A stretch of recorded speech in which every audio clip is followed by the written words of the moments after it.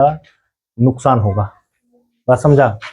देखो, क्रोमोसोम के बारे में हम बताए हैं, गुणसूत्र उसको कहा जाता है। हालांकि ये हमको पहले बताना था वो बाद में, लेकिन यहां पर हो गया क्या, उल्टा हो गया। तो अभी हम लोग किसको समझेंगे, अनुवांशिकता को। अनुवांशिकता को इंग्लिश में क्या कहते हैं, हेरिडिटी। क्या कहते हैं, हेरिडिटी। हेरिडिटी क्या चीज है, इसको जानने से पहले हम लोगों को यह समझना होगा, जैसे तुम लोग देखा है अपने आसपास देखना या खुद को ही देखना, हम लोग अपने आप को जब देखते हैं तो अपने माता पिता से बहुत हद तक मिलते जुलते हैं। अपने आप को अगर एब्जॉर्ब नहीं कर पाते हो, अपने भाई बहन को देखो या आसपास के लोगों को देखो, वे लोग क्या हैं, अपने माता पिता से बहुत ज्यादा हद तक क्या होते हैं, मिलते जुलते रहते हैं। अब माता पिता के जो वो गुण थे, जैसे बालों का रंग, आंखों का रंग, स्किन का कलर, या बहुत ऐसा चीज है जो माता पिता से मिलता जुलता रहता है। तो माता पिता से वो उनके संतानों में ये चीज आता कैसे है, और आता है तो उसको क्या कहते हैं, है ना।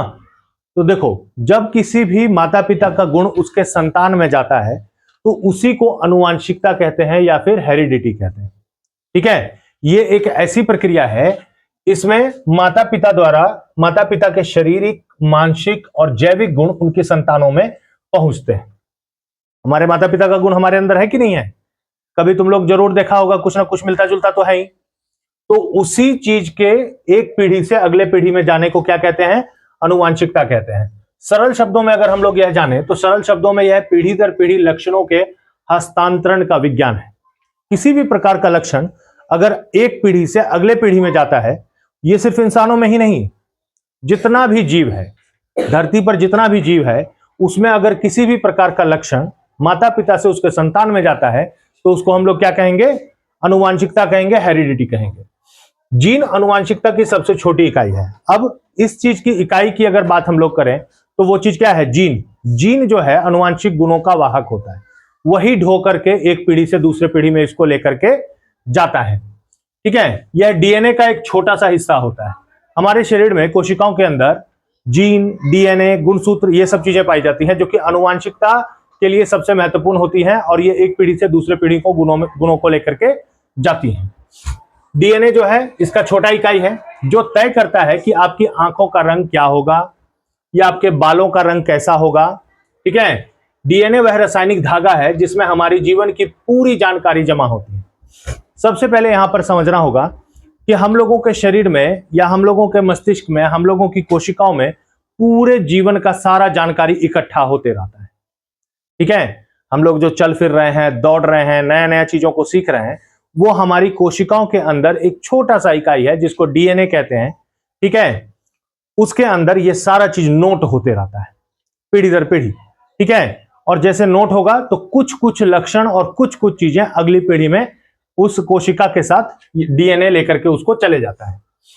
प्रत्येक कोशिका में 23 जोड़े गुणसूत्र होते हैं, ये बात तो तुम लोग जानते हो। 23 जोड़े मतलब 46 गुणसूत्र होता है। इसमें से आधा हिस्सा माता से और आधा हिस्सा पिता से मिलता है। अब किसी भी जीव के संतान को अगर तुम लोग देखोगे तो वो अपने माता और पिता दोनों से मिलता रहता है। ऐसा नहीं है कि सिर्फ पिता से ही मिल रहा है, सिर्फ माता से ही मिल रहा है, दोनों से मिलता जुलता रहता है ना। हाँ, कभी कभी ये चीज जरूर देखा होगा कि ज्यादा माता से मिलने लग जाता है, ज्यादा पिता से मिलने लग जाता है, लेकिन गुण तो दोनों का रहता है। तो ये चीज गुणसूत्र लेकर के जाता है, जो कि माता और पिता दोनों में कितने होते हैं, 23 जोड़े, यानी कुल कितना, 46। इसमें से आधा हिस्सा माता और आधा हिस्सा पिता से मिलता है। ऑस्ट्रेलिया के एक वैज्ञानिक ग्रेगर जॉन मेंडल ने 19वीं सदी में मटर के पौधे का प्रयोग करके अनुवांशिकता के नियम दिए थे। अब इस चीज का पता किसने लगाया था, एक मेंडल नाम तुम लोग सुना होगा, ग्रेगर जॉन मेंडल ऑस्ट्रेलिया का वैज्ञानिक था। 19वीं शताब्दी में उसके दिमाग में ये सारी बातें आई कि एक पीढ़ी से दूसरे पीढ़ी में आखिर गुण जा कैसे रहा है। तो उसने इसके कारणों का पता लगाया। तो उस कारणों का पता लगाने के लिए उसने जो प्रयोग किए उसमें मटर के पौधे का इस्तेमाल किया था। ठीक है, अलग अलग प्रकार का मटर का पौधा लिया, अलग अलग प्रकार के मटर के पौधों को आपस में क्रॉस करवाया, और अगला पीढ़ी जो तैयार हुआ उससे ऑब्जर्व किया कि कौन से लक्षण अगले पीढ़ी में किस प्रकार से जा रहे हैं, और हर बार किस किस प्रकार का परिवर्तन देखने को मिल रहा है। ठीक है, उन्होंने बताया कि लक्षण कैसे प्रभावी और अप्रभावी होते हैं, कौन सा लक्षण प्रभावी रहेगा, कौन सा लक्षण अप्रभावी रहेगा, है कि नहीं, ये चीज भी उन्होंने ही बताया। प्रभाविता का नियम में क्या है, जब दो अलग अलग लक्षणों वाले माता पिता मिलते हैं तो पहली पीढ़ी में केवल प्रभावी लक्षण ही दिखते हैं।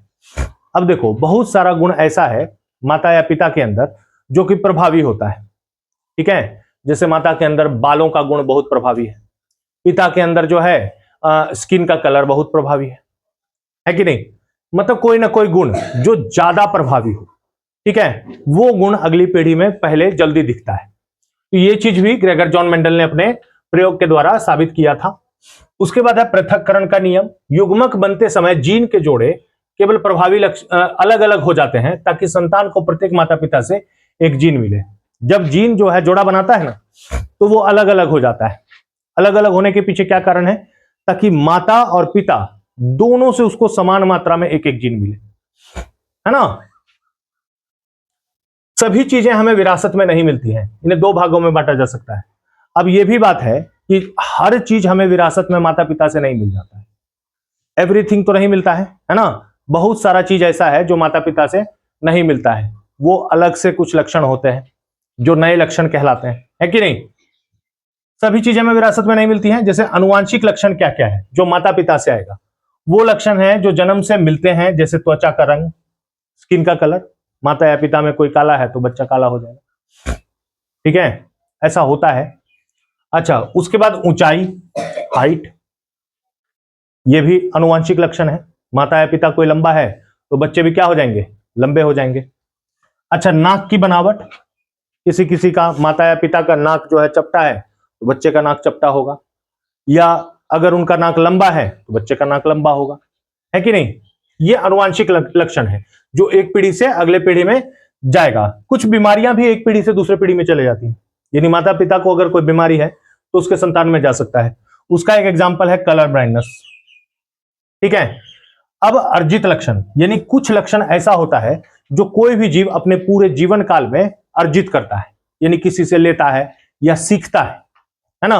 वो लक्षण भी तो उसके कोशिका में डिनोट होते चले जाएगा, तो उसको अर्जित लक्षण कहते हैं, जो हम अपने जीवन काल में पर्यावरण से सीखते हैं। जैसे भाषा बोलना, भाषा बोलना हम लोग जो है जन्म लेने के बाद सीखते हैं, है कि नहीं।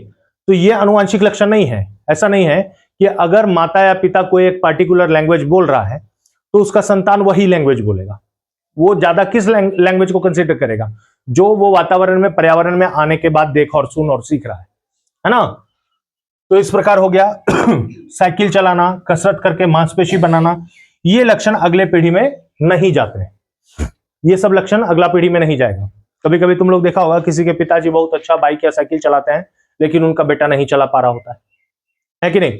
जबकि अनुवांशिक लक्षणों के आधार पर तो वो गुण जाना था, लेकिन ऐसा लक्षण नहीं जाता है जो हम लोग पर्यावरण से सीखते हैं, ठीक है। जो पीढ़ी दर पीढ़ी लक्षण हमारे अंदर आ रहा है वो अगला पीढ़ी में जाएगा, लेकिन जो लक्षण हम लोग अलग से सीख रहे हैं जैसे साइकिल चलाना, ये सब लक्षण ये अगले पीढ़ी में नहीं जाएगा। अब किसी के पिताजी क्या किए, बॉडी बना लिए, है ना, पूरा मस्कुलर बॉडी है, तो जरूरी नहीं है कि उसके संतान का बॉडी मस्कुलर ही होगा।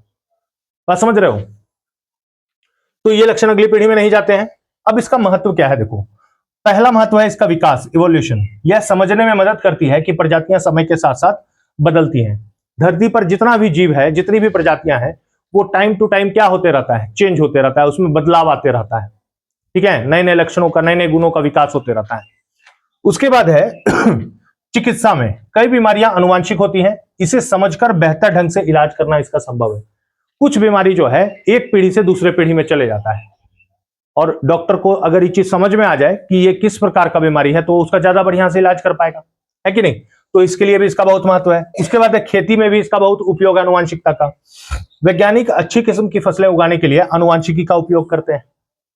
बढ़िया किस्म का फसल उगाने के लिए वो अनुवांशिक मतलब की तरीके से जो है बीजों का अध्ययन करते हैं, और फिर उनसे नए बीज तैयार किए जाते हैं जिससे अच्छी किस्म की फसल और पैदावार होती है। बात समझा। लेकिन तुम लोगों को यहां जानना होगा कि मनुष्यों का लगभग 99.9% डीएनए एक समान होता है। जितना भी धरती पर इंसान है ना, सबका डीएनए अगर लिया जाए तो 99.9% जो है सबका डीएनए एक जैसा ही है। अब तुम लोग सोचेगा कि सारा इंसान फिर अलग अलग कैसे है, वो अलग अलग क्यों नजर आता है, उनकी क्वालिटीज अलग अलग क्यों है, या उनमें अलग अलग लक्षण कहां से आ जाते हैं। तो ये जो 0.1% है, सिर्फ यही 0.1% लक्षण के अंतर के कारण ही ये सब एक तरह से पूरी तरह से अलग अलग हो जाते हैं। यही अनोखा बात है। यानी सबका 99.9% जीन क्या है, डीएनए क्या है, समान है। सिर्फ 0.01% ही डीएनए जो है अलग है, जिससे सारा इंसान अलग अलग प्रकार का हो जाता है, सिर्फ 0.01% के चलते ही। बाकी सारा 99.9% क्या है, एक समान। तो ये आनुवंशिकता है।